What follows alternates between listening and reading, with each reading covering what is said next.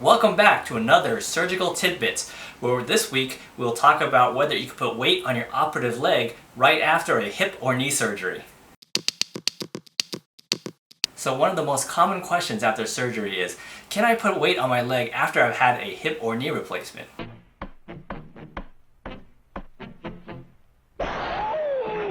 Yes, in fact, it's encouraged. Early mobilization, in fact on post-op day 0, has been shown to decrease surgical complications such as blood clots and also help you recover faster.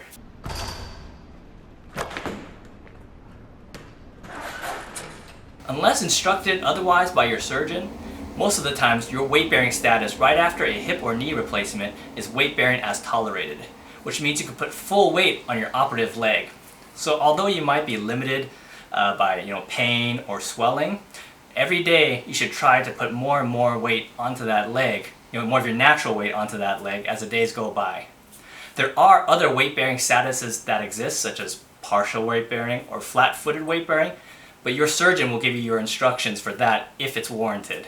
So hopefully you guys enjoyed this Surgical Tidbits. For more information, visit our page at rightdevice.com or subscribe to our YouTube page and our Instagram page for even more information regarding your surgery.